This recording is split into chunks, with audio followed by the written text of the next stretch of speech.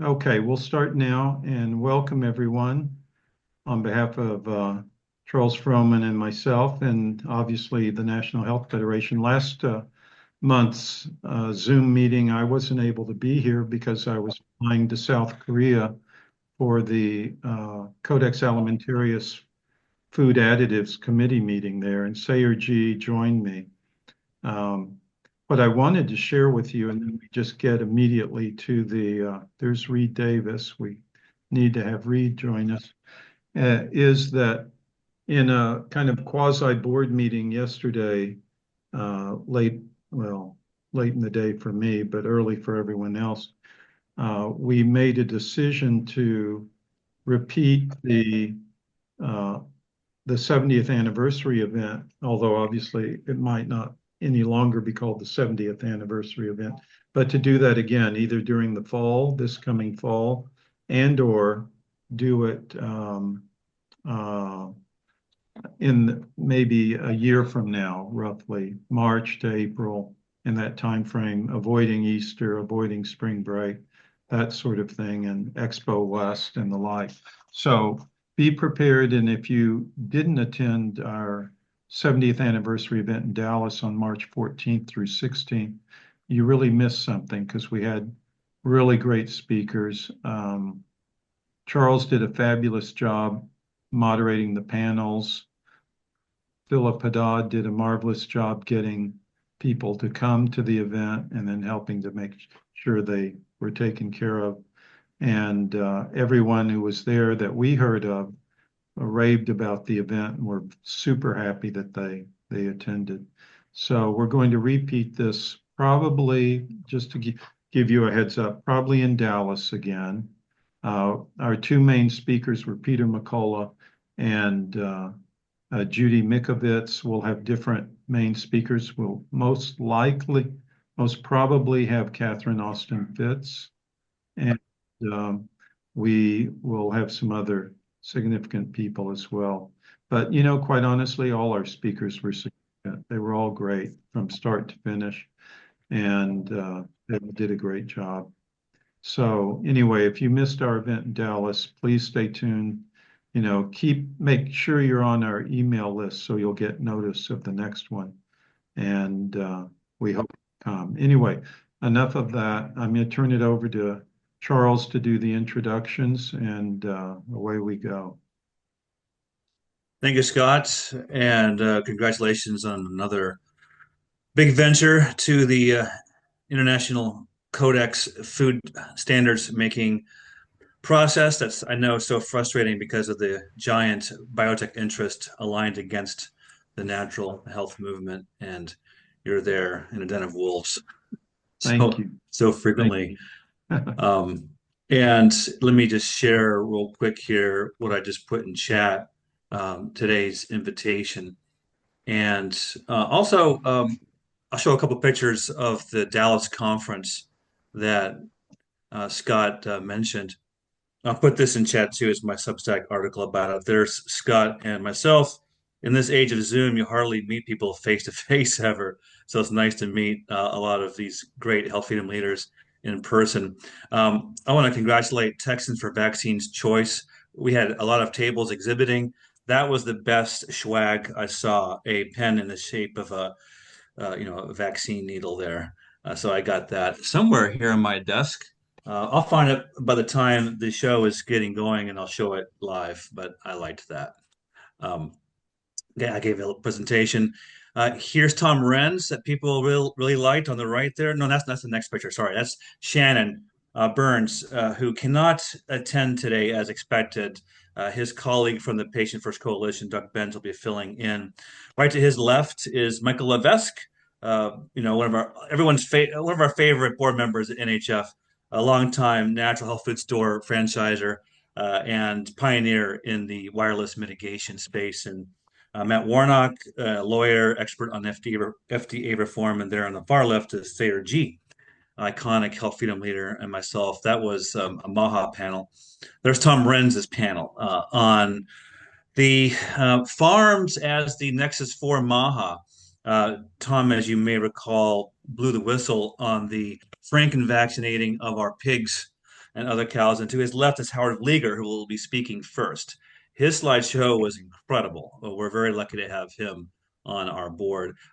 Howard may mention this slide here, this image in the middle.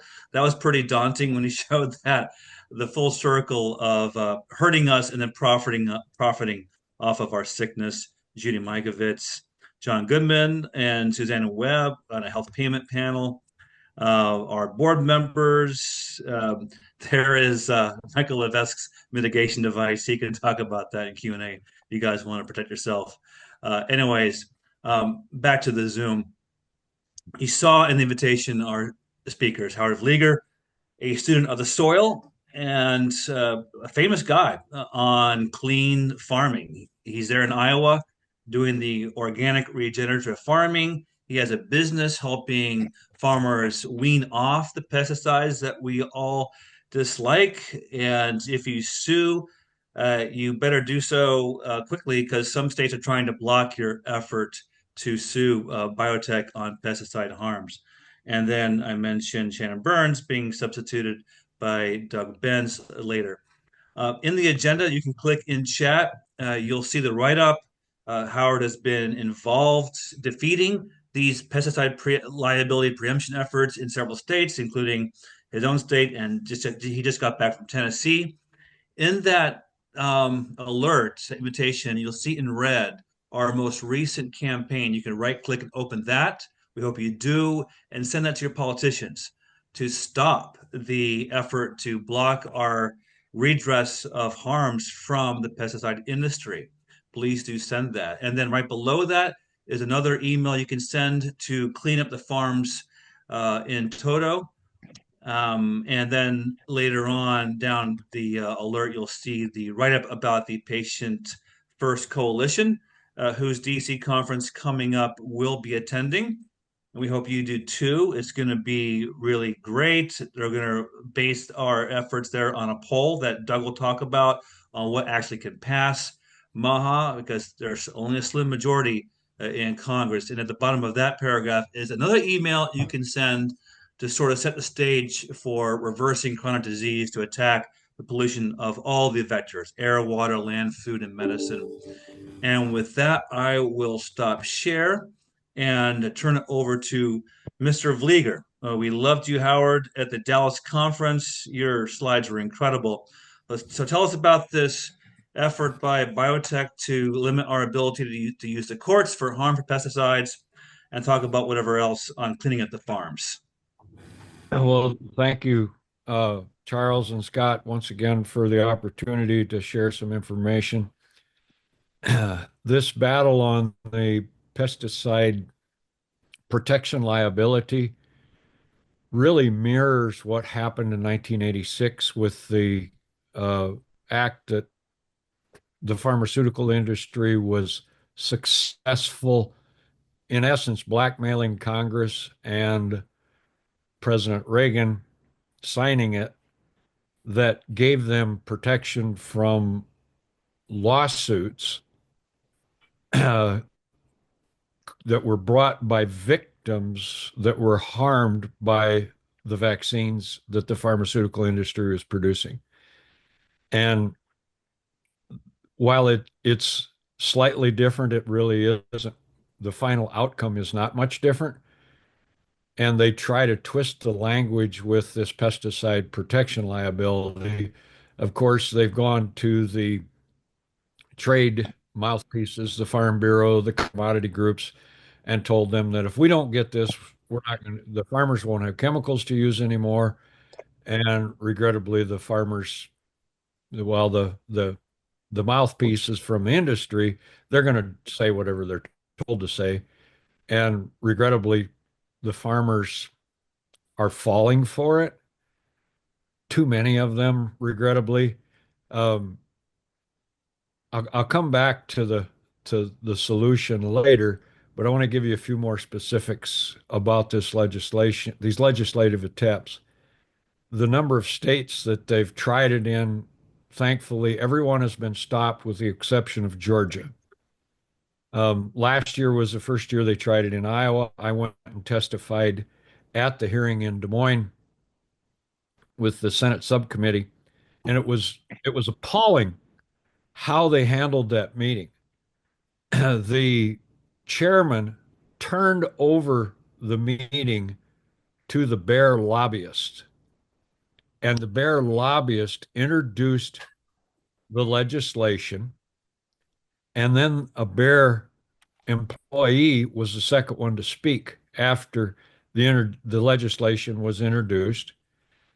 The way in which the legislation was introduced was very deceptive at best. They said, well, this doesn't take away a person's right to file a lawsuit. That's true, but mostly untrue in actuality, because I have been privileged to work directly with the legal teams that were successful in the lawsuits against Monsanto for the damaging effects of glyphosate. And with the language in this legislation that they put forward in many states, it makes it virtually impossible to get a case to come to court. And I'm not going to go into the technical legalities of that today because well, quite frankly, I'm not qualified to speak to it to its fullest extent. But, you know, trust me when I say these guys know what they're talking about when they say there won't be a legal case that you can bring if they get this passed. They have also tried to put this into the Farm Bill. Last year's the Farm Bill that was never moved forward last year because of the blatant inefficiencies of Congress. And that was a good thing that they didn't move this forward, because they had similar language in the Farm Bill. So then that would potentially affect all of the states. But the industry has gone after specific states, and I think they've introduced legislation in 21 states. The only state that has passed it through the House and the Senate is Georgia. And if NHF has the ability to influence people to call the governor in Georgia and demand that he veto this, that would be really, really good, because he doesn't have to sign it for it to become law. They have a different system in Georgia that he can just let the bill lay there and it will become law. But back to the Iowa testimony. After they had introduced it, then the chairman goes to the commodity groups, and there were 12 suits in the room, both men and women, from the differing organizations. Oh, we all need this. We can't farm without it. If we don't have this, we won't have this. We won't have that. We won't have the other thing. There was an attorney that testified right before me that spoke to the unconstitutional nature of the legislation, which it blatantly violates the Seventh Amendment of our Constitution, federal Constitution, and also violates many state constitutions, taking away our right to a jury trial. They'll try to tell you it doesn't, but it does. But after everybody had given their input at the hearing in Iowa, they come back to the chairman goes back to the bear lobbyist who introduced the legislation, and he starts making comments. He says, well, the next thing you know, they'll be trying to blame the obesity levels in our country on glyphosate. And I immediately said, I would like to just address that gentleman's comments. And the chairman turned at me and said, wait your turn. And I thought, struck a nerve there. After that gentleman put a pile of nonsense out that was very much untruthful in what he said, the chairman points at me and he says, okay, your turn. I says, that gentleman doesn't know how prophetic his comments are about obesity, because it's very well documented in the scientific literature that glyphosate has a very adverse effect on the beneficial organisms, specifically the lactobacillus, the Enterococcus faecalis, and the bifidobacteria. I said, in the digestive tract of mammals, in the mammal studies, this is clear. There's no debate about it. And it's also becoming more clear every day when you look at the science on the studies that are coming out relating to obesity. You will see an absence of those three very critical beneficial biological families in the digestive tract of the people that have obesity. And another point they made during their comments was that, we just can't farm without this. We need the economics. And I said, well, if you really want to promote the economics, then you do need to pass this legislation because of all of the economic activity that will be generated by the harms that are being caused by these synthetic chemicals when there's no accountability in place to help them to make them stop the damaging effects. And of course, then they'll try to put everything, well, the EPA has approved this, and EPA has done this, and EPA has done that. Well, anybody that has followed the legal cases to any degree where the lawsuits have been won against Monsanto on the damaging effects of glyphosate, and it's only connected to at this point in time to non-Hodgkin's lymphoma. In my testimony, I pointed out the fact that the Hardeman case was the bellwether case that set the stage for the initial first settlement of 10 or 11 billion dollars, whichever it was, with Monsanto for the plaintiffs. In that case, the judge was favoring Monsanto every step of the way. And Monsanto put forward a motion to bifurcate that case. In essence, it split it into two phases. They had to prove there was enough science to document the fact that glyphosate does cause non-Hodgkin's lymphoma. Once that was proven, then they would move on to the second part of the trial. And when the judge even though he was favoring Monsanto, when he gave the case to the jury to rule on, is there enough evidence to prove that glyphosate causes non-Hodgkin's lymphoma, he said, while that point could be debatable, he had never, ever witnessed any company that had such low regard or caring not whatsoever as to the ill effects that their product could cause on the environment and the people. Needless to say, they lost that case. It was the first $2 billion settlement. And the point with EPA that came out in all of these cases that were successful, there's collusion that has been proven between EPA officials and Monsanto employees relative to hiding the truth about glyphosate and its damaging effects. And it's so egregious that the state legislators can be buffaloed into believing that EPA is such a fine and upstanding entity. It's really frustrating. So again, back, and Charles pointed it out, the graphic that I used with the illustration of the pharmaceutical and chemical companies in many instances being one and the same.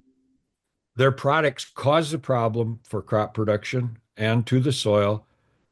Their products cause ill effects of those products flowing through to the livestock that generates more revenue for them.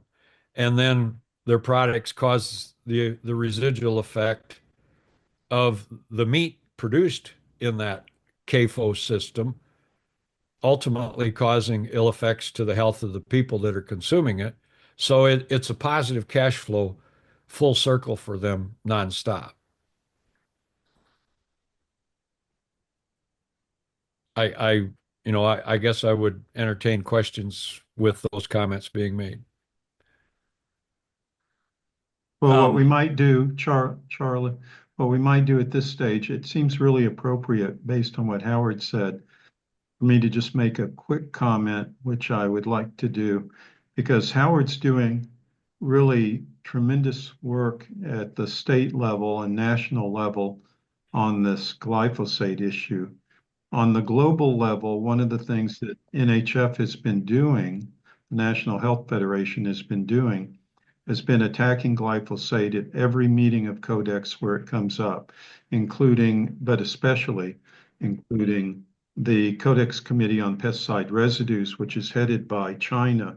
And I remember very clearly, as if it were yesterday, standing up in the meeting room in Hong Kong with a row of 40, at least 40, I counted them, 40 Monsanto, Bayer, Dow Chemical, all of those people, reps in the back, as I basically attacked glyphosate and its contributions to antimicrobial resistance, which is a real big issue with Codex. They're real big on wiping out antimicrobial resistance. And so I was pointing out to them that glyphosate contributes to antimicrobial resistance. And all I got was a bunch of snickers behind me from the row of 40 industry reps. And that's not even including the industry reps who are embedded in the country delegations, because they can appear one of two ways. Well, one of three ways. They can either be in the public gallery listening in, or they can be in an INGO, an international non-governmental organization, and speak out like NHF does. NHF is an accredited INGO at these Codex meetings. So I get to speak out on behalf of NHF. You know, maybe, Howard, we should have you at some of these Codex meetings to speak out on the issue. I think you'd do a fabulous job on it. But the point is that we end up having to fight everyone, and it seems like everyone there, the countries, especially the Anglo-Saxon countries, are all in Monsanto Bayer's pocket, and we can't make much traction against these people. Anyway, I just wanted to throw that in on the global aspect of it, but what you're doing, Howard, is really remarkable work, and I'd like to talk to you more about it later after this meeting. Dr. Jack Heinemann conducted a study and published an excellent paper directly dealing with the acceleration of antibiotic resistant bugs. And glyphosate, 2,4-D, and dicamba were all listed in that paper. Thank you. Anyway, Charles, back to you. Yeah, thanks. And, you know, health freedom advocates should know National Health Federation as, you know, the natural health negotiator for all of us at these international standards efforts at Codex. And it's always an uphill battle against the big biotech interests. And I did want to share my screen, which I did earlier, and I apologize, folks. I was trying to find this graphic. Howard, you mentioned, do you want to go through this real quick? Because as this is a good segue for Doug's patient first presentation on what can pass in DC, because people will find that there's a difference between the ideal that you're going to discuss here real quick with this graphic and what actually can pass in a Congress that doesn't have a very big Republican majority. Do you want to go through this real quick? Do you see it? Yes. And this is a fill in the blank slide. When I do the actual live presentation, in essence, you would see the circle and the hands of the clock, if you will, blank. And starting with AstraZeneca Syngenta, I asked people, have they ever seen a commercial on TV that says if you can't afford your medication costs, contact us. We have a program to assist you. Brought to you by AstraZeneca Syngenta. Have you ever heard of atrazine, one of the oldest herbicides used in corn production, made by AstraZeneca Syngenta? AstraZeneca Syngenta is also the number 4 producer of genetically engineered crops in the world, and they are owned by ChemChina, which that acquisition took place about 5 years ago. Then when I ask people, when you see or hear Bayer, what's the first thing you think of? Many people say aspirin. Well, have you heard of Bayer Crop Science, the makers of Aztec insecticide, Liberty herbicide?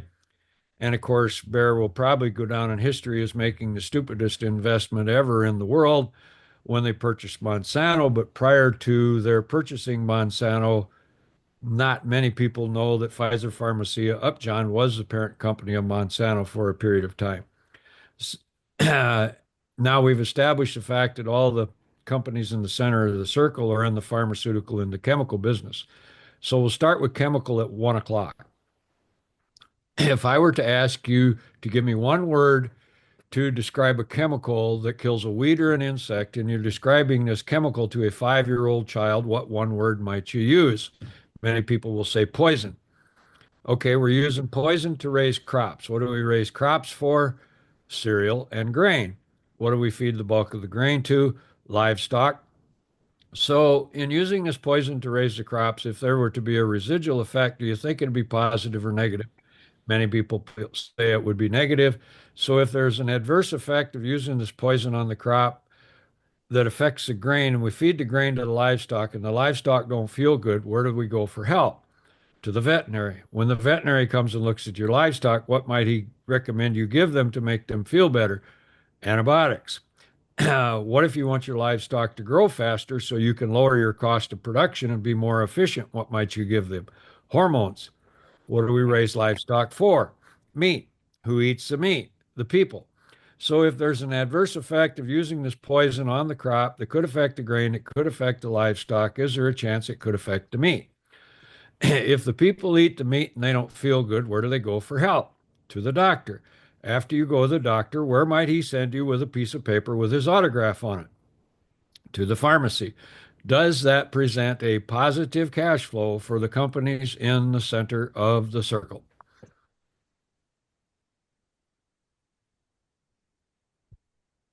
I think you folks see why we liked that slide at the Dallas conference. Howard, thank you for uh, giving us the image of what's going on and why so many of us have discovered, as you have taught for years, clean food at the farms is the center of MAHA, isn't it? Yes, and one footnote on that presentation on that slide, I did that for a group of farmers in here in South Dakota at the VFW Hall the first time on a tear sheet in 2004. And after and of course the acquisitions have changed slightly from what it was then to today. After I said pharmacy, then one guy in the back of the room raises his hand and he says, "Wait a minute, you forgot one step." And I said, "What's that?" And he said, "The undertaker." And everybody laughed, of course. And after the laughter died down, I said, "Just remember one thing, there's not that much margin in the formaldehyde, which is the only component that the undertaker's really going to profit from, or the chemical company's really going to profit from that the undertaker uses." Um, the number one problem we have in producing food properly, in my opinion, is a lack of education. The entire, well, our entire country was hijacked many, many years ago by a select group of individuals, and they hijacked many segments of it, but the worst could be when they took over our education system.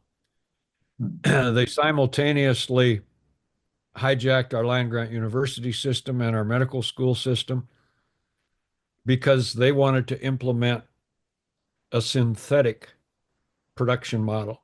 Synthetics used for, and petroleum based synthetics used for fertilizer and subsequently medicine. Well, as that circle illustrates, it was very self serving.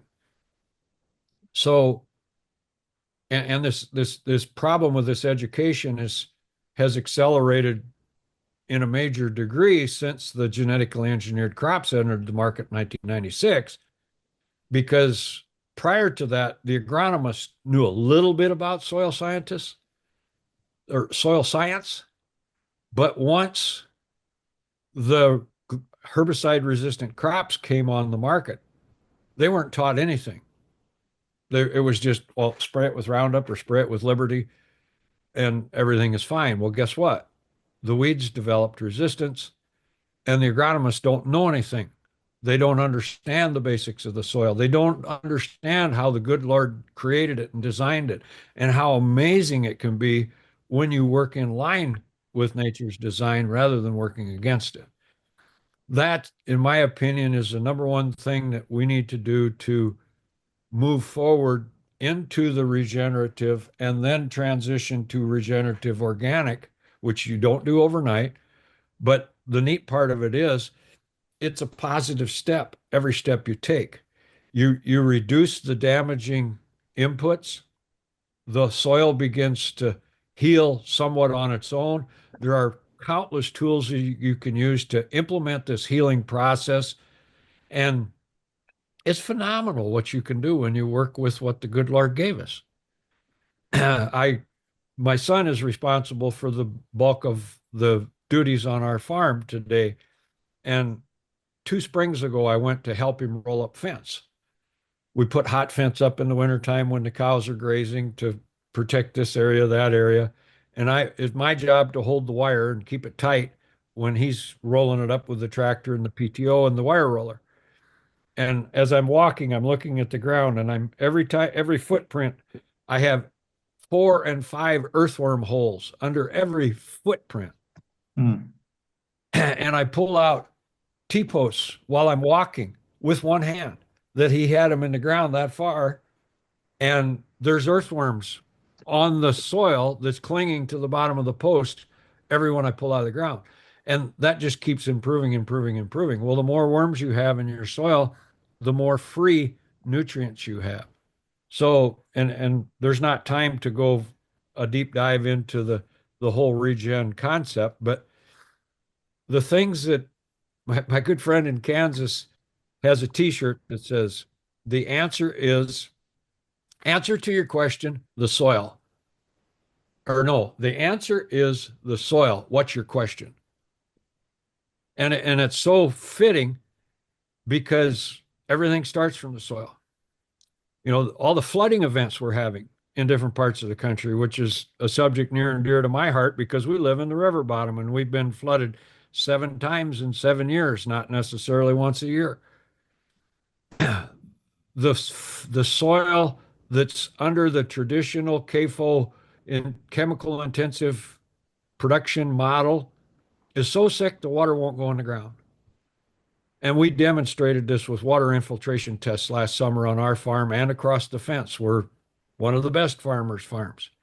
We could absorb 16 inches per hour, the first inch of rain that fell in our field. Across the fence, it wouldn't absorb 0.43. Well, when you do the math on 27,150 gallons of water per acre inch, and you get a 4-inch rain, the water none of it had to run away on our farm, but the majority of it run away on the other farm. That's the number one reason for flooding. It's sick soil. It's not because it rains too fast or rains too hard. It can rain too fast, it can rain too hard, but if the soil's not healthy, the water won't go in the ground. You guys see why he's such a popular speaker. And we have we want to end at 1:30, and Doug Benz is going to come in. Write your questions, folks, down. Howard, if you can stay, we'll have Q&A after Doug finishes. And before Doug talks about the solution to this, sort of the practical solution versus the ideal. That's why when we work with coalitions, it's not like we're going to get all of our fundamental reforms passed in this coalition effort, but we're going to set the stage to build our friends and get something passed as sort of a camel's nose under the tent. Before I do so, Philip Haddad, do you want to unmute yourself? And here is our outreach director. So if you want to work with Philip to get closer to us, Philip, you want to say hello? And then Scott, go ahead. Thank you, Charlie. Yeah. Hello, everyone. Hope everyone is having a good Friday. It's such an exciting time to promote NHF. We have a lot of really innovative campaigns that are going on. And I'm sure I'm speaking to the choir here, but because of the new administration, and because of RFK, because of the Chevron decision, we can really move the needle in historic ways. And I don't see how we would get this opportunity again. So please join with us. And we have a website where there's a donate button and there's a join us button. If you go to thenhf.com, the join us button is the fourth over from the left, and donate is the fifth. It's a really unprecedented time, and it would be a real shame if, looking back, we realized we didn't do everything we could. This is the time to do it. It's time to put up or shut up, as they say. So thanks for joining with us. It's a really exciting time to make history. Thank you, Philip. And let me just throw in my 2 cents worth at this stage. So Philip has graciously agreed to join the NHF team as our outreach director or director of outreach activities. But in any event, he's the guy to talk to if you want to connect with us on any sort of issues like membership, donations, scheduling any of our people for speeches or podcasts or the like. And actually, surprise Philip, but I'd like to get you more involved in maybe helping us with our press releases and getting those out on various issues. And that would be a big help. But anyway, we've been quite happy with Philip so far. He helped contribute to the success of our Dallas 70th anniversary event. And we hope he'll be involved with us for some time to come. Thank you. You'll never guess who called me. Uh-oh, we can hear that, Rich. I muted him. Thank you, Scott, and thank you, Philip, for all your help. You were fantastic at the Dallas conference. Okay, so what can we pass in DC? It's never going to be as much as Health Freedom folks would like, and the polls show that. And Doug Benz, longtime political activist and entrepreneur, has started with a few other Trump insiders, the Patient First Coalition, to see what Trump and RFK can pass, knowing how inside baseball works. And it's inspiring on the one hand and frustrating on the other, because we all know Stockholm syndrome. The populace has been dumbed down and beaten down so hard and so long that they're not going to be with us on all the poll questions. And Doug, why don't you talk about that poll, the whole transparency chassis for a future movement, and a conference this June in DC that I'll be attending, and we hope others will too. And Doug, the floor is yours. Great. Thanks, Charles and Scott. And what I should probably do is just say to Howard, you can have my time. And I could sit and listen to you for 2 hours. It's amazing. And that graphic is now one of my favorite for the world that I'm living in. Is my screen sharing? Yes, it is. All right.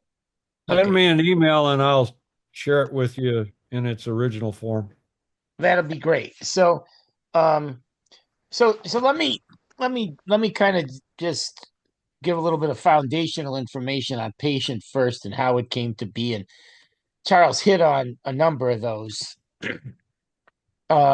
So last summer, July, right around the Republican National Convention, a group of us that been involved on various aspects of the Trump administration. Some of them call us OGs, but we were guys that were there, when he came down the escalator at the beginning. So primarily right side of the aisle, folks in this last summer said, it looks like this RFK thing is going to become reality. We think he's going to lock horns or come in with the campaign and support the president, and he's heavily focused on health and wellness issues. So in July, we said, we better take a hard look at this as a group from a point of reference. I've done a ton of work the last 15, 20 years in the space of health and wellness since the advent of Obamacare. My day job, I run and operate associations. Primarily, that's my role here with Patient First. I'm really the pick and shovel guy. my cohort who was supposed to be here is more the head of the political team. But so in July, we looked at this whole concept and we realized that we had a boss that, loves McDonald's 4 days a week. He owns some of the world's best steakhouses, and he never eats a piece of beef that doesn't look like a hockey puck, and he drinks 12 Diet Cokes a day. And so we're now going to be looking at this healthy America agenda with that as the backdrop. And so we just started reaching out and pulling as many strong people together that were in and around our circle. Fortunately, guys like Charles and Scott have been in our circle from the other life. I see Dr. Campbell's on here today. He was a regular stalwart inside of the administration when we were there around the first time. And so we just reached out and said, look, we're going into a new era. We are going to have to build a big coalition, a big tent, and we're going to be dealing with a lot of folks that we have never dealt with in the past. I mean, and we've been fairly myopic. I mean, Republican conservative side of the aisle with a lot of libertarian friends, which have been the formation of a lot of our health stuff. So most everybody on this call would be considered a kindred spirit, I'm sure. But we also knew that we're moving over to the left side of the aisle, which is a place that is, not traditional for us.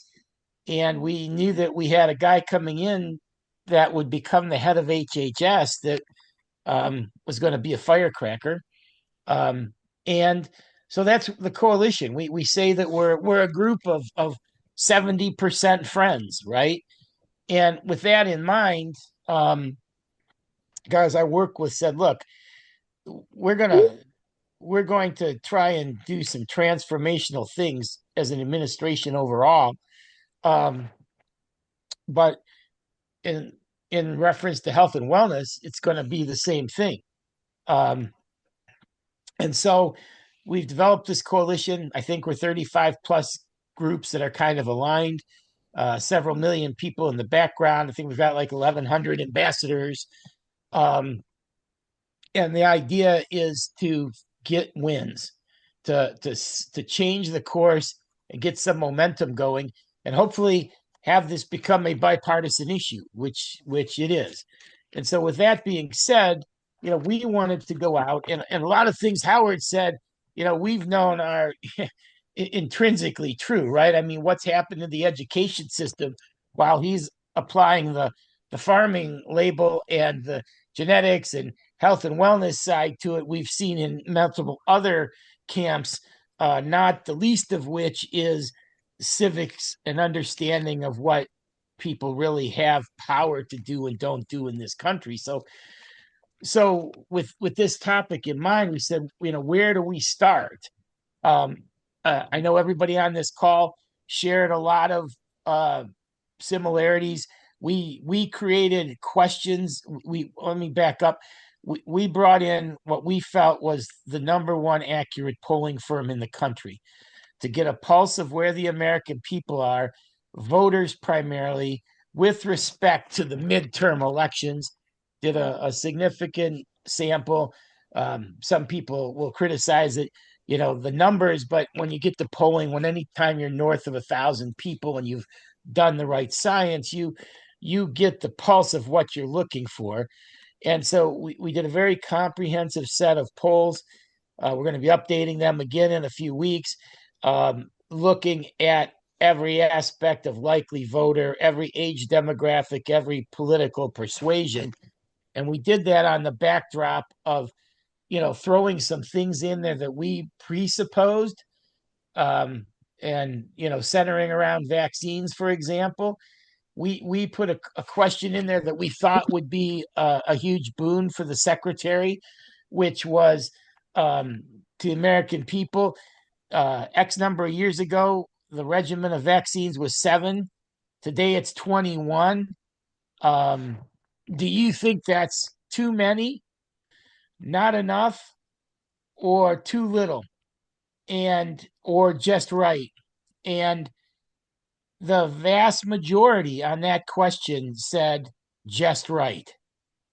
And we were shocked by that because we threw some dummy ones in that we thought could be talking points because we knew the secretary's position on vaccines and wanting to explore whether they're viable or not. And some of those came back. And I'm not going to spend a lot of time on the negative ones. All I can say is that what a lot of us would have thought were going to be top of mind things like vaccine mandates and those types of things didn't prove out where we wanted to, even where we dumbed them down. But it goes to the earlier point of education, right? So it's not that those issues aren't important and we want to get to them, but the reality is simply that the public isn't there right now until you pose things to them a certain way.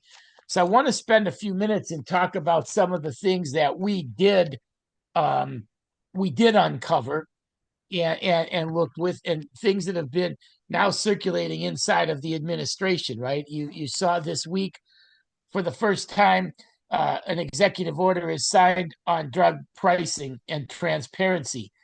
And that slide that Howard's going to be sending me, I'm going to send everybody I know, because even though we believe that there's a virtuous circle or maybe a non-virtuous circle of everything, that really puts it right in perspective, right? Nobody looks at it that way. Nobody sees food and pharma and doctors. They see these as all disconnected things, and they're really not. They're part of the bigger problem. What we did uncover was a trend that people really wanted: transparency, right? So things like having clean and clear labels were 76%.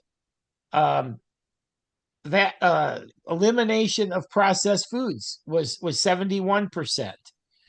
Should we allow food to be sold in our country that the G8 countries do not allow? 74% said no, we should not. Another strong one: reform the CDC and the FDA, 72%. Here's an interesting one I threw in just for laughs. Okay, favorables for RFK Jr. 42% favorable, 42% unfavorable. Okay, which I would suggest translates up the administration. Okay, but right to choose, 74.2% believe that people with a terminal or life-threatening illness should be able to try almost anything that might help them. And things like, research transparency. You should be able to know all the potential side effects of a medical treatment that you're going to take.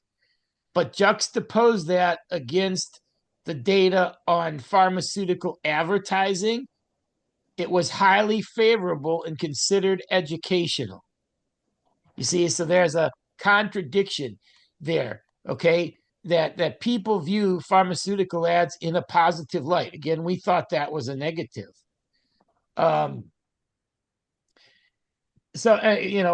things like access and a visibility to clinical trials, full access to see clinical trials. 80+% people said yes, that should be readily and easily available. I talked, I think, about processed foods. 77% would like to eliminate. 71% on the processed foods. I talked a little bit about that. So, but what you're starting to see as a theme emerge here, and what we've kind of dubbed this the transparency set of polls, right? In other words, I think the biggest thing that came out of this is people really want to know, okay? And just because certain things are apparent to some of us on this call, they're not on this podcast, they're not to everybody else necessarily. So the coalition is looking to attack things from that standpoint. And you've seen, like we had significant polling on institutional seed oils. And that was in the high 70s, which is one, we didn't think that people were that in tune to. But as we started pushing stuff out, you all of a sudden saw, Steak and Shake switch out their frying oils, and those are small things, but they're important things, because what we're trying to do is change and move a mindset. Um, so I'll stop here for 1 minute and answer any questions I can on some of the polling, and then I'll talk about what some of this might mean legislatively, and I'll go into the Healthy America stuff. So does anybody have any questions right now? Well, at this point, Charles, are we transitioning to Q&A? Well, Doug, we end at 1:30, so if you could wrap up Why don't I the run conference and through? we'll go to Q&A. Yeah, save them for the end. I'm sorry. So what we've done is we've been working, and I know several of you on this call, on this podcast, have been involved. We've been working inside the administration. We've been working with the MAHA caucus in the House and in the Senate, and what we're doing is bringing everybody together in June in Washington, and it's not a conference that's typical to what most people are used to. Some elements are, for sure, but we're limiting the number of people that can participate, and it's 4 days of conference, but 2 main days are the traditional days, where we're going to have a cap of 600, of which 300 will be thought leaders, people from the Patient First Coalition, people that are subject area experts that have tapped us to participate in panels and discussions. And then the other half is going to be members of Congress, staffers, agency leaders, people from the administration. And we're going to keep that around a 50-50 blend. I've done this a number of times over the years. So the idea is that if you're in and participating in the conference, you're going to be talking to people that legislatively are going to be working to make things happen. And you've seen some of the stuff that's out there from the standpoint of food dyes, PBM reform, Medicaid and Medicare reform. The list goes on. We'll be putting kind of a robust topics list up. But the first 2 days are those interactions. Then the third day, we open up to the general public. We expect 2,000 to 3,000 people that are going to come in, and we're going to train them on citizen advocacy, get packages for them for the first couple hours in the morning. And in the afternoon, they're going to go to Capitol Hill and visit with their representatives. So anybody on this call, on this podcast, broadcast is welcome to participate where it makes sense in either of those veins. But the idea is to, right now, obviously, you got one major reconciliation bill that's going on. We're trying to put as much input into that as we can. But once we get past that, we're going to start working with legislation. And we think that we're going to be able to get a lot of things accomplished in a quick amount of time. And I say that having Charles has got to be laughing over there, having worked at Capitol Hill for a long time also. But what we're going to try and do is really, move the needle on stuff that's got a very bipartisan approach, given what we have. So that's our goal. I mean, to get as much done in the next 2 years to set a foundation on a base. I can tell you that this concept of better choices when it comes to foods, we've got a program that'll announce next week called Healthy America Kids. And we've got multiple professional sports franchises and companies that are buying into it. We're out there saying to these folks right now, it's not just the idea that you got to get rid of something bad. Let's put something good as an alternative in there. Like, we just heard about why worms are great for flooding, right? Other than just Roundup is bad for you, here's some of the better opportunities that come by doing this right. So those are some of the things that we're working on right now. And we want our idea is to be at the front end of anybody who's a 70% friend. So we don't really run our own agenda. We're here getting influence from everybody. We've got 22 members of an executive leadership commission. We've got almost double that amount of lead ambassadors, and we've got over 40 standing committees tackling everything from hospital reform to medical farming to apprenticeship and changing the face of small towns. So I'll stop there. Doug, Yeah. let me ask you a couple of points of clarification. Sure. What was the polling company that did your poll? One of our participants was asking this question. Signal. Okay. Yes. And then the other thing is someone else was With a asking. C. Yeah. Okay. And someone else was asking, when is this event that you're holding in Washington, D.C.? I don't think we heard a date. June 23rd, June 23rd through the 26th, the two main days of the 24th and the 25th. Okay. And then how would someone go about if they wanted to participate? What would they need to do to? I think Charles is arranged for a special link. Okay. You have that link that you can share, Doug, and put in chat? Yeah. Isn't it already on the brochure or no? Is it already on the what? Is it already on your mail out piece or no? No. That you sent out to your group? I'll drop it in there. Yeah. Is it am I still sharing screen right now? Or no? Yes. Yeah, why don't you stop share and then find that discounted Yeah, link I'll and throw then- that over into that. Yep, let me put it into the Okay, chat. great. Okay, I'm no longer sharing, right? All right. Should we Yep. go ahead and go with the questions? Because Yep. we're running out of time. I think Linda was the first up to ask. Linda? Yes. After being 1 year away from your Zoom, although I was paying my membership, I was not receiving any email for the Zoom. I have two things to tell you. Maybe EPA must change the name to Environmental Pollution Agency or another name because it does not fit with the name that it has now. The second, Robert Kennedy needs some help from people, especially in vaccine issues, because when for 2 days, 4 hours per day, he was talking, answering questions in front of the Congress, I think, in the beginning, he said, I am for the vaccines, and especially it's very important the polio vaccine. So someone has to tell him that polio is a normal virus in our brain and that it activates and gives the disease when the spray with arsenic weeds in the places where the sugar, the cane sugar was produced. So there is a strong connection.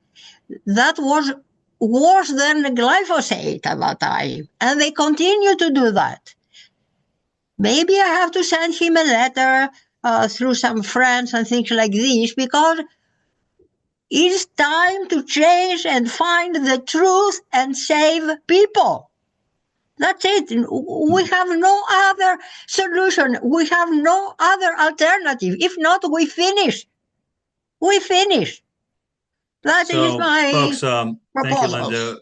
We have a lot Okay. of people who want to ask questions, so please be quick with your question. Any response, Doug or Howard? I mean, so I think it's pretty well documented what RFK Jr.'s position is on vaccines. I think he's taken a logical approach as he's come into office, saying we need to look and evaluate everything. We were obviously, as Charles knows, the group that was running the back end fact check through those hearings. He's very much skeptical of vaccines and of the cause. I mean, he's very focused on the whole circle that Howard had there. So stuff is moving in that direction. And by the way, I didn't mention that a lot, only then anecdotally, because the public isn't there with it. Okay.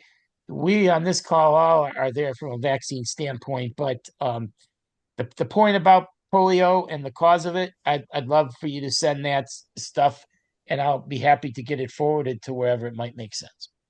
Thank you, Doug. And Linda, just real quickly, I like your idea of shaming the politicians and the people who promote things like glyphosate. And indeed, that's one of the reasons we've had some moderate success at Codex meetings on various issues is by bringing to light the shamefulness of their conduct and their positions. Anyway, like Charles said, we need to move on. I think Jay Newman was the next one. If I'm overlooking you, Tracy, we'll get to you as well. But Jay? Thank you, Scott. Can you hear me? Yes. I'm going to throw a few various things out here quickly. Number one, just as an aside note, get it over with. I want to ask the guests, especially the farming expert, how much our buying organic produce helps protect us. But let me go through my list of questions and comments quickly and then turn it over back to you. I find it still odd that we still would talk in terms of people that are in very dangerous, life-threatening, quote, incurable conditions, that we give them access to experimental drugs when we're still so lacking in putting resources to researching, educating, supporting in healthy lifestyle. I mean, I know PhD, world famous holistic doctors who cure those people by telling them to get on a plant-based diet and do fasting and don't eat late at night and sleep normal hours and get fresh air and do meditation. It's just odd. We're still consumed in this medical, treatments model. But again, it's a question of where the money can be made, and it's still skewing us to even that extent. I proposed something a couple of years ago here when we had Congressman Gohmert on talking about vaccine exemptions, and I said, "What about the Medical Conflicts of Interest Disclosure and Exposure Act?" And at this point, I'd rather rename it the Public Health Financial Conflicts of Interest Disclosure and Exposure Act, because it goes through to the farming, it goes through the medical, pharma, vaccines, it goes through to the 5G. We have to address this. It's still the money is the problem. We have a socioeconomic culture where I go to events of fund managers for billionaires trying to bring about change, raise money for what I'm doing, and they're investing in life sciences and AI and all these things that are still profit driven to try and help with longevity and all that, but it's chemistry, it's poisons, it's still tinkering with biology that profits people but has nothing to do with teaching healthy lifestyle and helping people be healthy. This is our core problem. So let's go another step. Safe and effective for pharma, for pesticides. We have to address their ability to say that. Yeah, we have the ads for the pharma showing all the side effects, which with people dancing and singing, and guess what? We have friends now. The FTC should come in and say false and misleading a mile away, even just to the safe part, without disclosing the percentage of how much it doesn't help and hurts. We should require that. My biggest question here is how I'm trying to influence the very rich to somehow wake up and channel resources once they're too rich to ever spend it to actually help benefit humanity in all these areas. How do you recommend we address that? Because I still see that as the core, that the leverage is either going to happen or not happen, and mankind either thriving or careening off the cliff here. So Jay, health. are you Jay- asking how do we address the issue of these rich people donating to the right causes rather than donating to the mainstream mindset on big pharma and big agriculture? Is that what you're asking? And who are you asking it of? I assume Howard. Well, no, but it's not just donating. It's even, the idea that I'm sorry, because you spent 3 or 4 minutes leading up to your question. We have 1, 2, 3, 6 other people who want to speak in the next 20 minutes. So if you kind of could cut to the chase and be real clear with your question, because it wasn't clear to me what you were asking then. I'll leave it at that and see what they can ascertain. It's a matter of shifting the mentality from where individual things that are poisoning the world can make people money, and the people making the money on those poisons are still compounding their power financially and waking things up to shift resources more to what benefits humanity. I mean, So let me jump on that real quick, because I think the one thing I didn't share about the conference is there's 2 days to the conference. The first day is health, wellness, and everything you can do not to get sick, which is very much a camp of the Make America Healthy Again movement. The second day is remediation. Okay, so we've got a big focus on that, and that's what's going on in Congress. If you saw the attack on money right now, and I know Dr. Campbell's on here, the executive order this week is requiring transparency on pharmaceuticals, and it's also attacking drug pricing and quote unquote opening the door to bring cheaper drugs in from Canada. Okay, now everybody knows that the Canadian pharmaceutical wholesalers cannot supply the United States, okay? But this is the first shot across the bow against, and if you look at the wording very closely, it says this could help pharmaceutical companies. Now, you're going to think that's a bad statement, except what it's done is drove a wedge between the people that are raising the prices of drugs and the pharmaceutical guys for the first time. PBMs in this country, put it in perspective, CVS is a $500 billion company. Pfizer is 40 to 80, depending on the year. There's 3 companies that touch 90% of the pharmaceuticals in this country: Medicaid, Medicare, any drug. CVS provides drugs to 130 million people. Okay, and eScripts does about 85 million, and United Healthcare does about 50. There's nobody left that those 3 companies don't touch when it comes to pharmaceuticals, and it's the first break in the water on this topic. They've had safe harbor protection, as Howard mentioned earlier.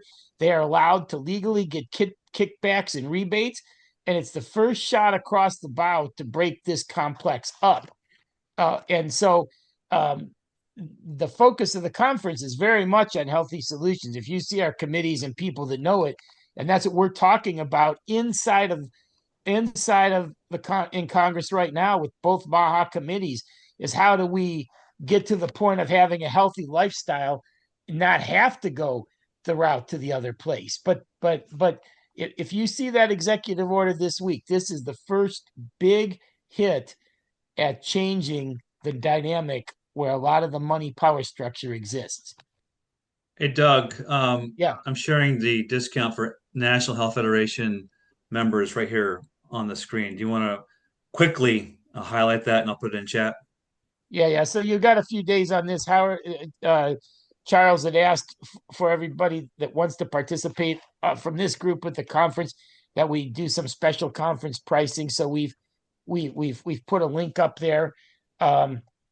We encourage you to come. I'm going to talk to Howard off screen about some stuff, but I think that if you want to be there and be a part of what's going on a federal level, this is your opportunity to be with decision makers. Okay. Thank you, Doug, for that. And yeah, if someone could post that link in the chat for our guests, that would be super helpful. All right. I may have done that already. Oh, you did? I just may not have labeled it right. Thank you. And I think the question that Jay was asking was a real important one. I was just trying to clarify exactly what it was entailing.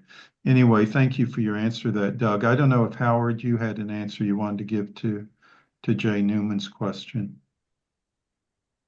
I will respond to a couple questions from both people. Number one, EPA ensure pesticide applications. No ifs, ands, or buts about it. I work I have to deal with that agency on almost a daily basis, and they do not like anything that isn't a synthetic pesticide. Number two, the gentleman asked about, can I benefit myself by eating organic food? Know your farmer, know your food has never been more important, because ever since USDA got involved in the organic rules and regulations space, they have continually bastardized the standards. And the first thing they did that was the worst thing that could have happened was when they allowed the application of CAFO manure on certified organic land, which is a direct pipeline to put glyphosate into the crops that are being raised. The finances, there are the investment opportunities in a host of excellent regenerative products are gaining and gaining and gaining.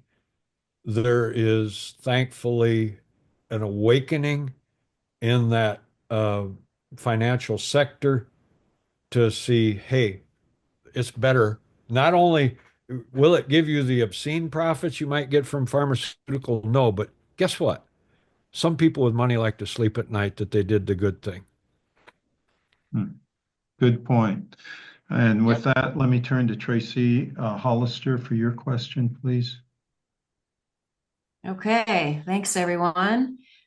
So I was with the Kennedy campaign, and after that, worked on videos to promote Trump and Kennedy. So that's a little background on me. But my question is, with the Patient First Coalition being a coalition with 70% friends, to what extent are partnerships happening between all the different MAHA and health-related movement groups? I was counting the other day, I identified about 10 different national groups that are working in various aspects of this health freedom movement. So there seems to be a need to understand who's who, what are the relative strengths of each, and partnering, because we have such a short window. We don't want to let group organizational egos get in the way of, we have to be the ones that do the thing.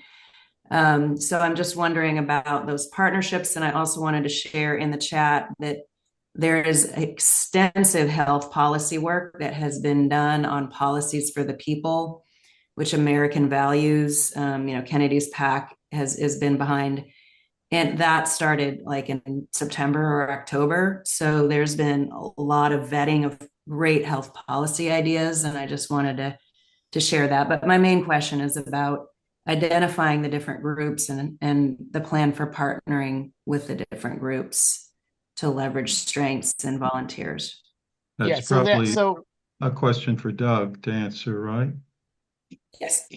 Yeah. So there are a number of groups that are attached to quote unquote MAHA right now. You're really focused on the Kennedy side, which is a cooperative scenario. So if you look at it this way, MAHA Action and their aligned groups come out of the Kennedy campaign in their camp, and they're moving forward. And the Patient First Coalition comes out of the President Trump's side of the equation. So it's very cooperative. And there are no egos at Patient First. We're really working to do a true coalition. So we're working with people from the various camps on a daily basis. Everybody's welcome. You're going to see at the conference some of the same names participate, but it's the same goal in mind. Okay, obviously the secretary reports to the president, and so it's one agenda. But we're working on our side heavily with the side of the aisle that has control right now and has not looked at this topic for a long at all, really. I mean, I know Dr. Campbell's on here. He'll tell you that, so a lot of the people coming out of the Kennedy campaign and that camp have had a lot of experience, predominantly focused on the left side of the aisle or Democratic side. And we're really trying to bring the right side up to get where it needs to go, so we can get stuff passed after the reconciliation. Hey, Tracy and Doug, I heard something. I don't know whether it's true or not, but I heard that Del Bigtree has a registered trademark for MAHA. Has anyone else heard that? But evidently he's not enforcing his trademark rights, is what I've heard. It started with the secretary.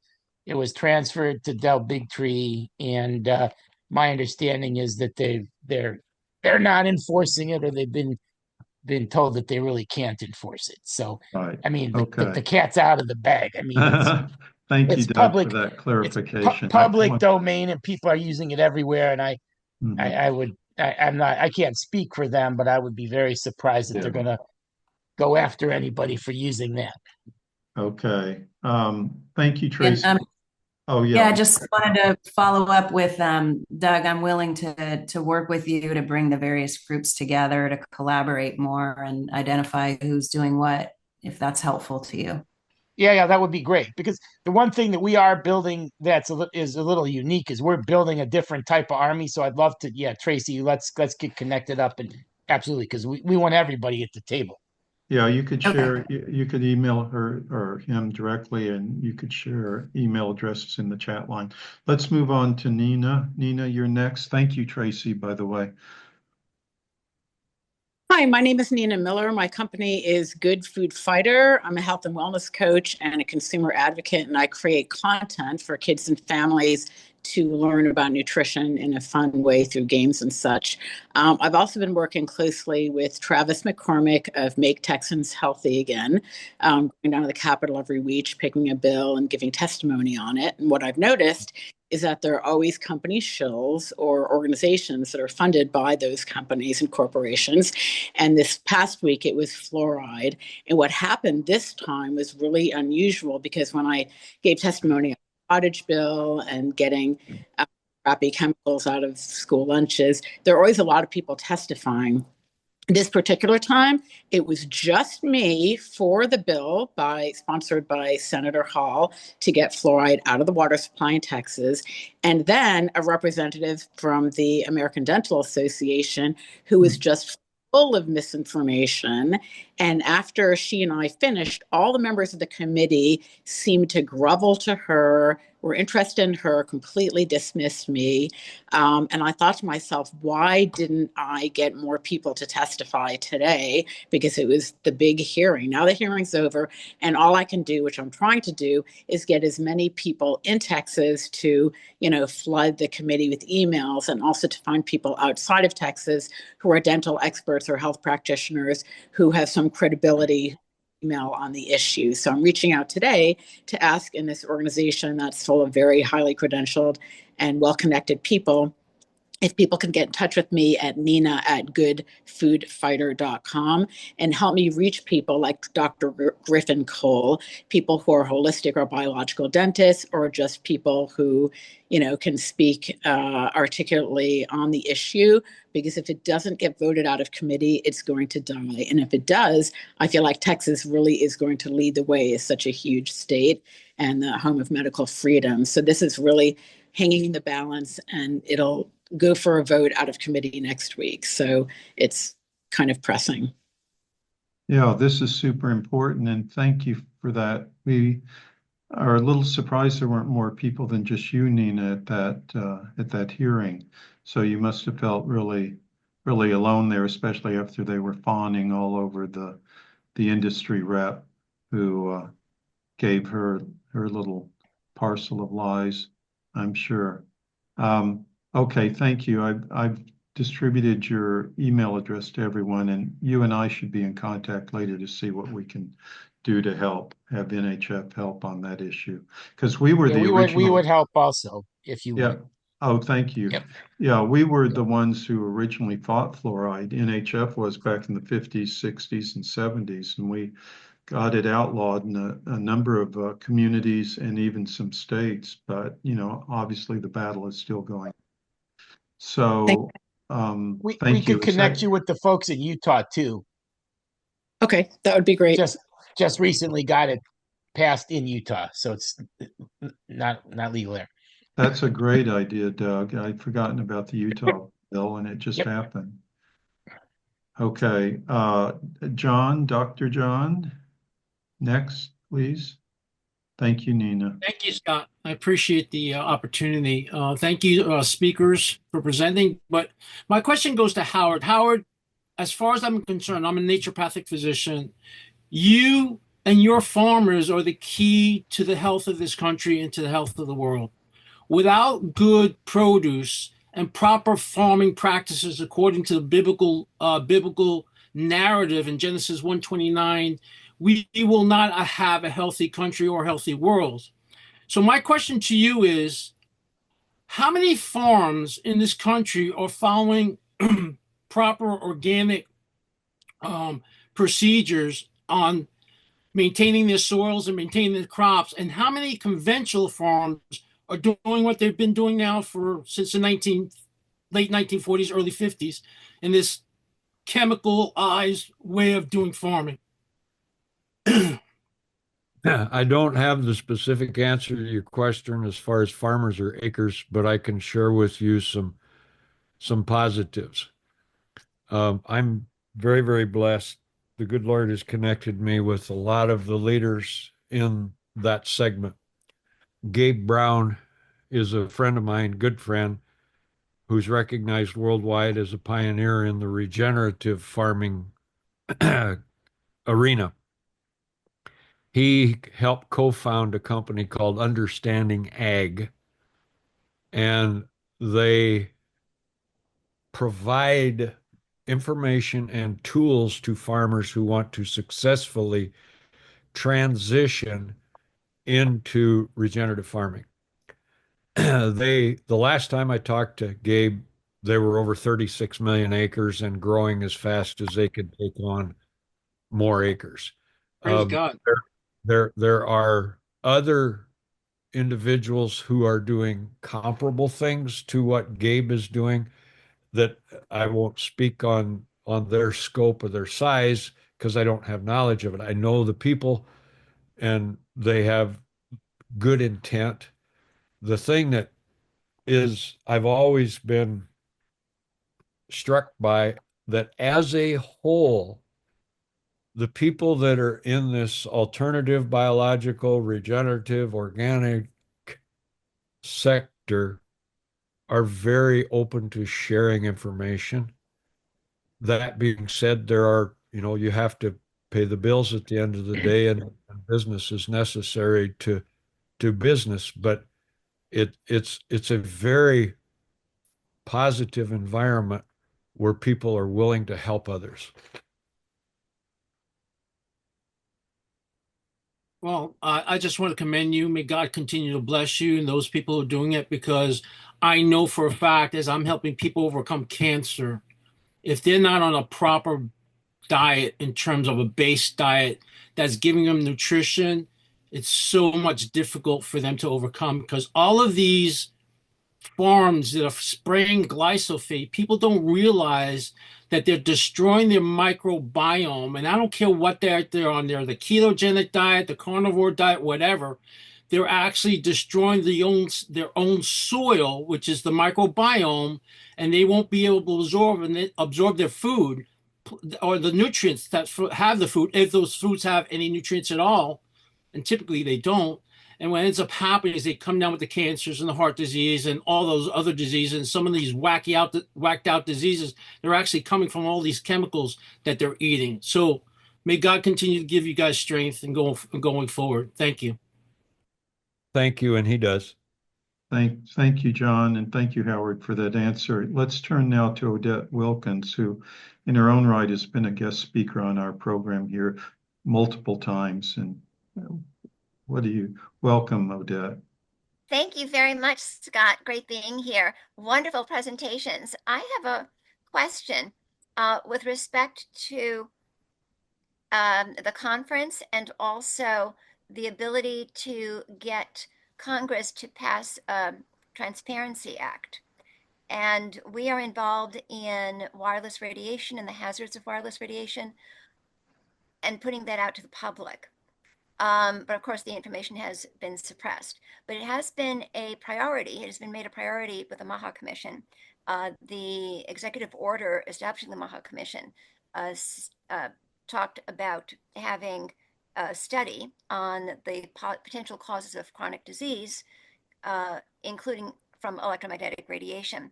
So I was just wondering, how can we work with you to be able to combine forces here? Because we have the same issues, right? The lack of informed consent, lack of product liability, lack of accountability, and people getting hurt. So it would be great to work with you on this. Yeah, so we'd love to work with you. I know this is a topic that's near and dear to Charles's heart. I can't have a conversation with him without him mentioning that topic to me. And we are going to, Odette, where we'll invite you. We're actually going to have a panel discussion on that at the conference. And we'll talk about coordinating on other stuff as well. And reach out to Charles or myself, and we'll definitely connect and make that happen, because we agree that it's something that's very important, and it does touch. We're hitting the same theme again. That was a good point, and this ties right into the Transparency Act, and let's try to make that happen. Yes, exactly. And I'm also going to be a speaker sometime, I think it's in October, in Salt Lake City for Weston A. Price on this topic. So I'd be happy to be a speaker as well for any kind of future conferences. Okay. Yeah, great. Real quick follow up on that. In chat, some folks who read chat may have noticed my advertisement for our NHF monthly Zoom next month. Some of you following the wireless issue know that we have taken the lead on that along with Odette's coalition. So if you want to help us schedule a Zoom with your politician, it's a huge issue. And Congressman Chip Roy, a very high-profile House Freedom Caucus member, tweeted an openness to hearing RFK's explanation how the wireless radiation is dangerous and should be part of the conversation. He is coming next month in May. So we'll be revisiting this issue. I'm sure Odette will be there for our May event. But if you think your issue can fit in that rubric, and I put it in the invitation as follows. Let me just share that real quick, because it's, people should memorize this.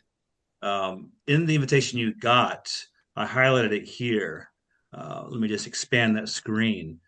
My summary of what Doug said was that the poll shows most people want clear labeling of recommended interventions, choice in regards to the same, honest science backing those recommendations, and probably most important for us, accountability when corporations lie about such suggestions. So that's a pretty broad collection of phrases.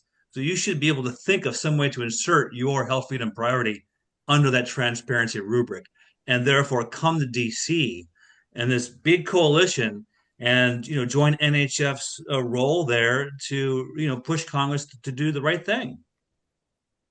Thank you, Charles. That's really well put, and it's something for all of us who are on this program to think about, and joining in the Patient First Coalition event in late June. We still have time for these last two questions. Be kind of quick. Bernadette, would you like to ask your question, please? Thank you. So I'm Bernadette Pager. I'm the Tennessee Director of Stand for Health Freedom and host of Informed Life Radio. I would like to reach out to any of you, I think especially Doug Benn, who is close to the Trump administration.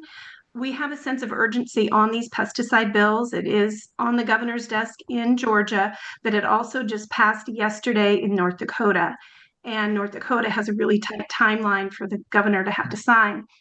The federal government has a role here because it's a national security issue. All of these bills give liability protection to all pesticide manufacturers, even those in China owned, and potentially other adversaries, and also products that have Chinese ingredients. So this is a huge national security issue, giving them a liability shield. So if the federal government was looking for a reason to step in at the state level, which I know they're hesitant to do, this is why they must do it. So if you could get a message if anybody here could get a message directly, Stand for Freedom has sent out messaging directly to Trump and to others. But all voices are important now. We have to get these vetoes as soon as possible. Thank you, Bernadette. And you're right, time is of the essence on that. And we may have through some of our donors at NHF, we may have some really good connections directly with the Trump family. So I'll see what I can do to get that word to them. We'd be happy to run it up our channel to you. Oh, great. Okay. Let me ask a quick question too for everybody here: is how much focus have people put on Secretary Zeldin? I don't think much of any. What's your question again? What pressure on Zeldin? No focus, not pressure. I mean, as far as him being in the loop. Well, someone mentioned in one of the chats about, and I forget who wrote that, but about the need to acquaint EPA Chief Zeldin with some of these issues like glyphosate and others. And I think that person, whoever wrote that, was absolutely correct. And so there's a chance to have some influence with him, but we don't have any special connections with him that I'm aware of. Maybe someone else here does. I'll add real quick. I think we all kind of understand implicitly that having RFK in Trump's good graces is our best leverage here, and he already has done events with Zeldin at EPA.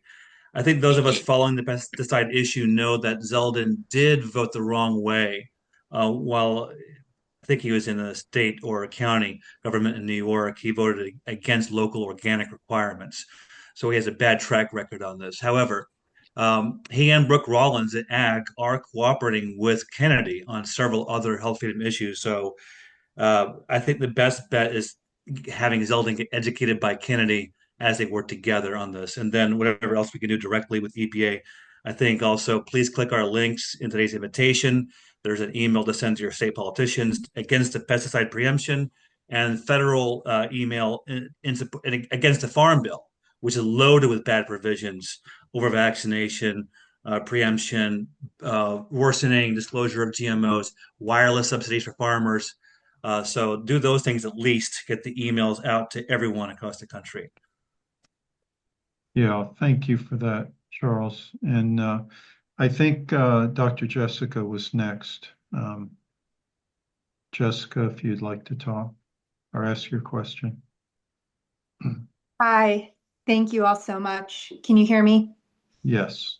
Great. I just loved all the context and the information, and I don't want to keep everybody so long, but I have a two-part question.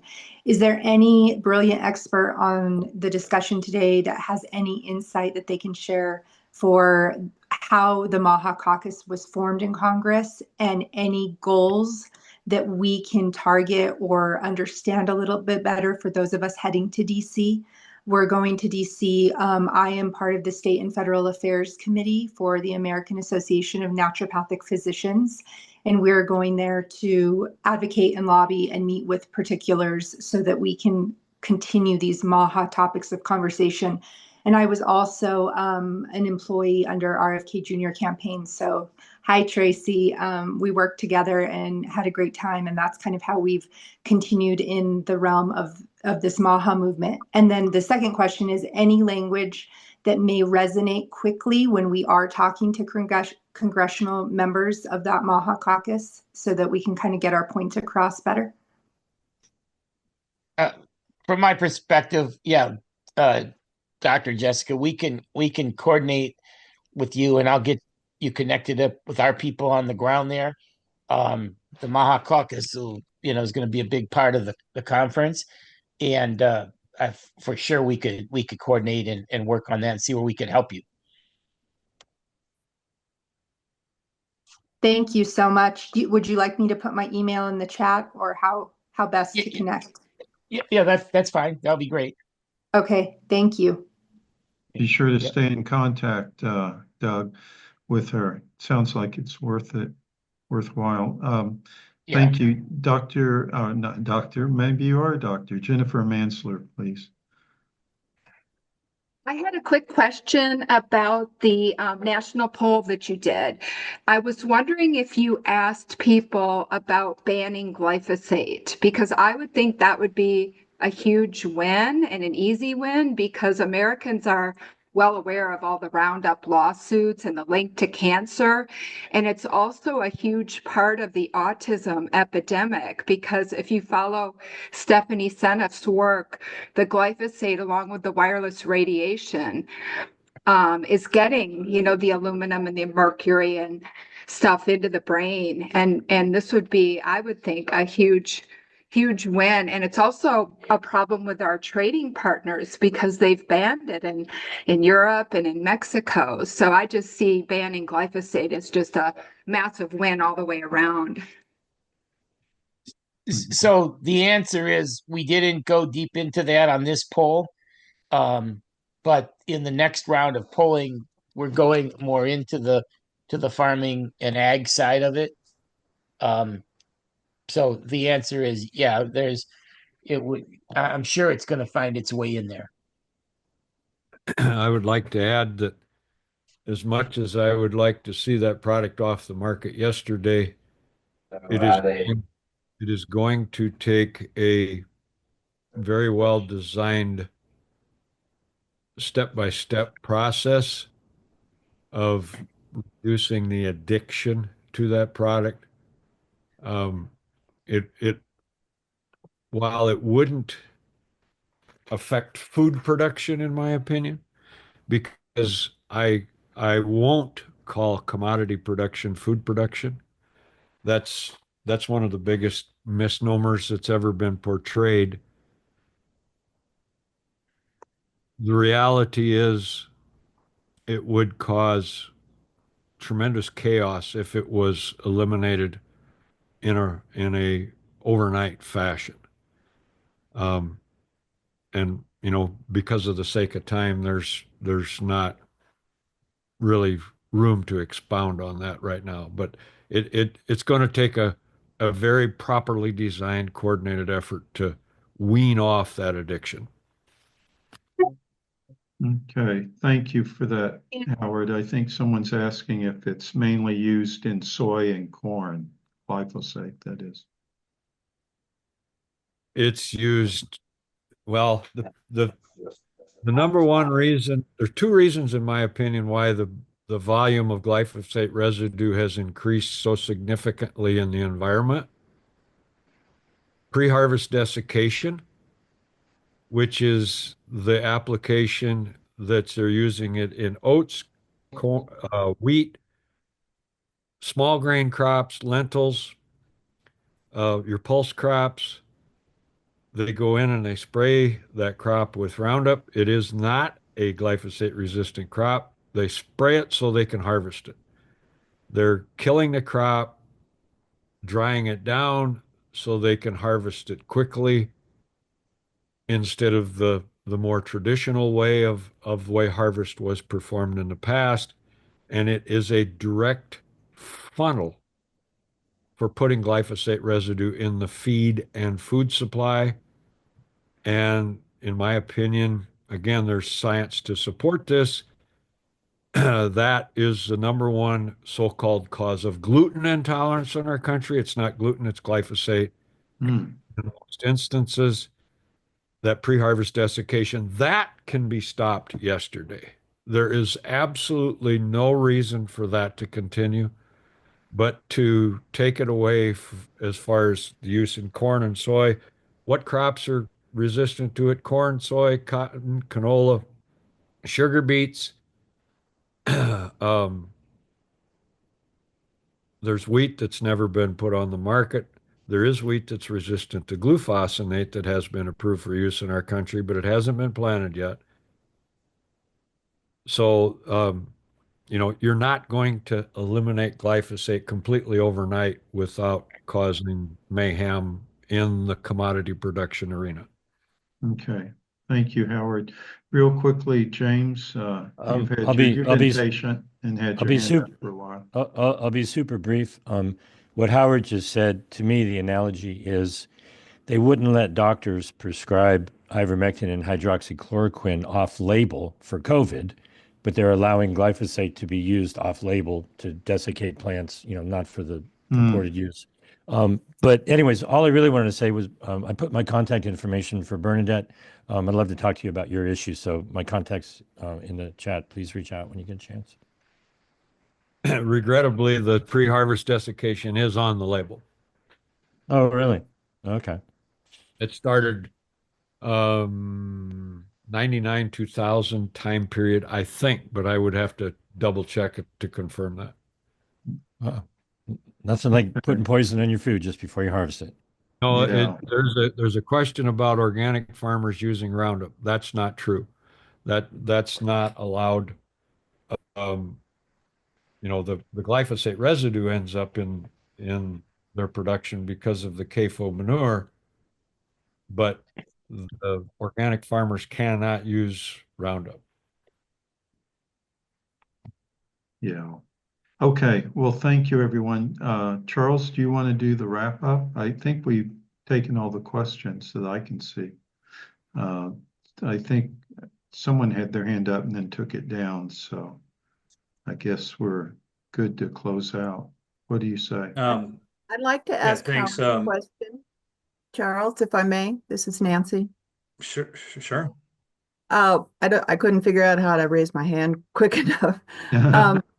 Howard, if the pre-harvest desiccation use of glyphosate was ended, what kind of profit loss might be expected for farmers? I know this is primarily for convenience, in order to time the harvesting, and would it primarily be for the really large farms? In terms of money, what are we looking at? I wish I could give you a specific answer to your question. I'll tell you the way it used to be. A lot of those crops that don't dry on their own in order to allow a straight cut harvest. And a straight cut harvest is you go in with the head on the combine, you cut the crop, you gather it up and thresh it. Yeah. The way it was done prior to that, they would go in and swath it or windrow it. Then that stops the growth of the crop. It dries down from that aspect naturally. And then they come in with a pickup head and pick up the crop and thresh it and separate the grain from the chaff. You're correct in your assessment that the bigger farms promoted the use of this glyphosate approach. And the other thing it did was to take the weather somewhat out of the occasion or the equation, excuse me. Because if you swath it and you lay it on the ground and the weather turns wet, then your crop is at risk from loss or deterioration of quality if you have that excessive wet weather. But that's not the cases where this pre-harvest desiccation is being used primarily is a lot in Canada. The excessive wet weather is not a normal happening at that time of the year. It's usually dry. It's primarily a convenience factor from how I view the picture. Yeah, my grandpa was a farmer in South Dakota when I was growing up, and I used to go out in the field with them a lot and sit in the grain wagon and have all the grain fill up. And no, he didn't use any of that kind of stuff, but he did a lot of praying when it was weather. You won't see as much pre-harvest desiccation done in the upper Midwest or the Plain States as what it is in Canada. And, the shorter growing season climates would be where it would be more likely implemented. And It is also used in Europe for that application in certain countries. Well, the Some of straw is them have, also contaminated. And yes, so if we use the straw in our gardens or anywhere else, then it brings the that glyphosate in, and I try to avoid that kind of straw for my chickens. that's a wise move. The first case that Dr. Huber, myself, and others worked with a veterinarian in Canada, Dr. Ted Duttmeyer. He had a client that lost 26 head of 850-pound feeder cattle. They basically died of toxic co-infectious botulism after the farmer put flax straw that was pre-harvest desiccated with glyphosate. He put flax straw in the yard for bedding, and it caused acute botulism. There were also some chronics that he dealt with and helped the farmer save some of them, thankfully. But again, it's antimicrobial aspects, wiping out the beneficial organisms and promoting the growth of the opportunistic. Dr. Monica Kruger did the world a favor when she did that research at Leipzig University in Germany. Well, in all of these, the use of glyphosate or pesticides, whatever, what has to be done instead of just looking at the short-term profit is to look more holistically at the wider costs of health to everybody. The downstream health costs, whether it's like you were saying, the death of animals just by laying on that contaminated straw, or No, they ate it. They didn't lay on it. They ate it. ate it, or to the people who are getting autoimmune disease and chronic diseases due to having grains and all the other foods that are sprayed with glyphosate, leaky gut, leaky brain, all of that leads to autoimmune disease. So I'm a veterinarian, and I'm also a natural health care practitioner. And this is part of what I've studied is a lot of autoimmune disease that is a follow-up from leaky gut and leaky brain. And we're having a huge amount of neurodegenerative diseases that's coming from the leaky brain. The blood-brain barrier is broken, and that we know comes from wireless radiation, and also the glyphosate secondarily from the leaky gut. So, we have to look at this very holistically. The costs, the chronic disease costs in this country are, I don't know how much of our GDP, but it is tremendous. You're correct, and thankfully RFK is very aware of that.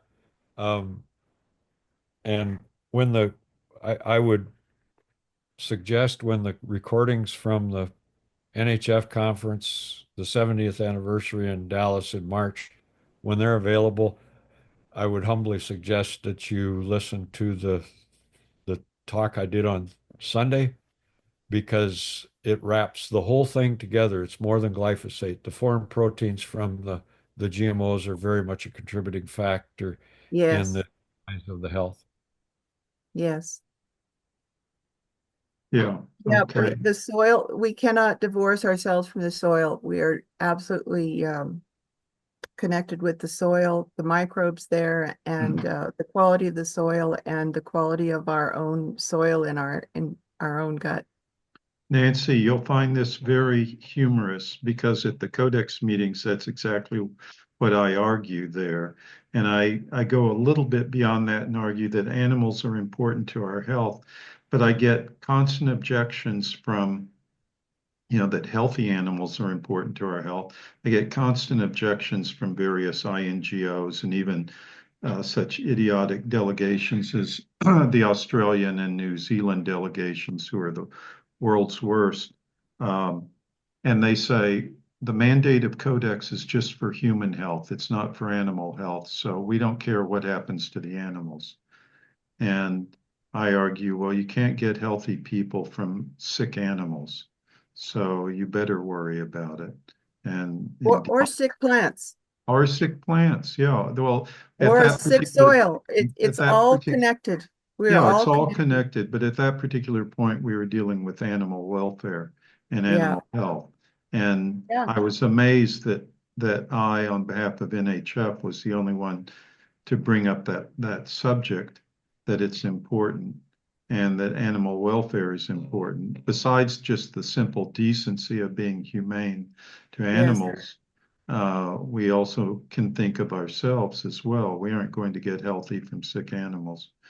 Anyway, Charles, I think, Michael has a question. I'm sorry, Michael, you want to ask your question? Levesque? Yes. It's been a really wonderful presentation, and it is true, you are what you eat. That's just how it is. But my question is for Howard.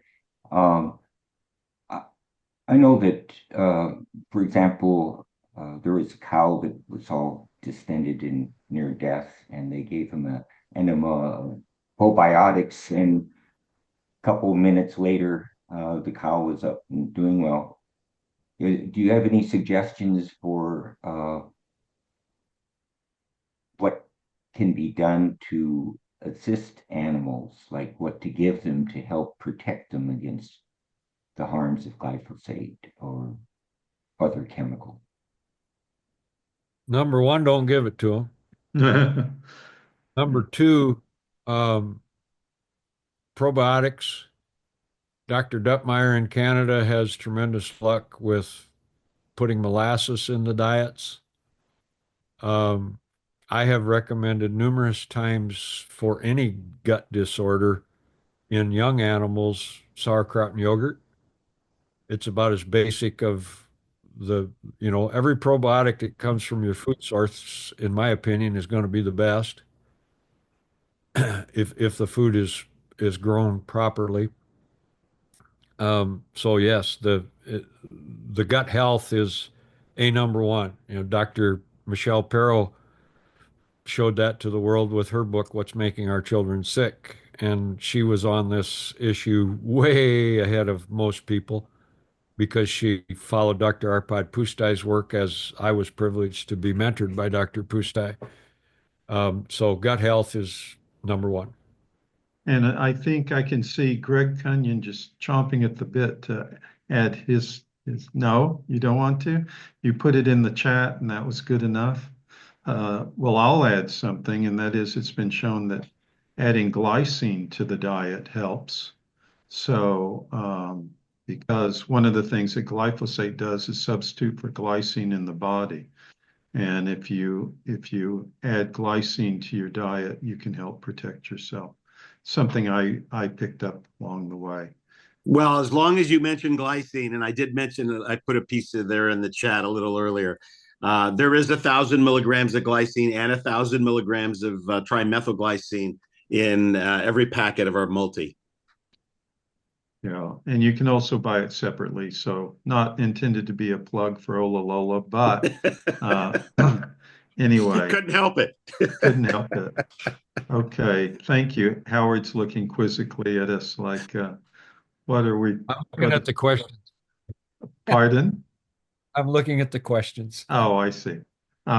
Okay. Anyone else, or we call it a day, a night, a wrap? Charles, you want to take over from here? You're always good at closing these meetings. Sure. So in chat, I just put once again the discounted admission and exhibiting rate that the coalition gave only to National Health Federation and our friends. So click that before you leave.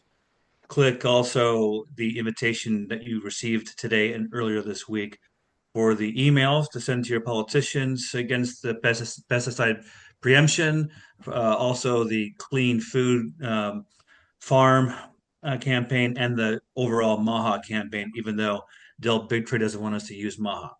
And mark the calendar for the third Friday every month is when this happens. We have great guests every month, I think, including next month Congressman Chip Roy and Scott McCullough. Not just wireless, but it's going to be MAHA, again, that word, in general, because Chip Roy is an influential health freedom congressman overall. He's got a bill to expand health savings accounts. He co-signed the letter that we generated during COVID against FDA's toddler clot shot. And he tweeted an openness to hearing RFK's explanation on the risk of electromagnetic radiation harm. So he gets it. So join us next month. Thank you very much, Mr. Vlieger and Mr. Benz. Fantastic presentations. Obviously, these issues never go away. So, Howard, I have an idea that you'll be back here in a few months. The Farm Bill is coming back. Republicans aren't too good on pesticides or GMOs. And we have a conference in June. So please consider coming to DC in June. We'll be there. And thanks so much, Scott and Howard and Charles and Doug. And thank you, Charles. And thanks to everyone who attended. We'll see you next Friday of May. All right. Bye. Thanks, guys. Thank you. Bye, everyone. Have a good Friday. Thank you. Indeed. Thanks, everyone. Thank you.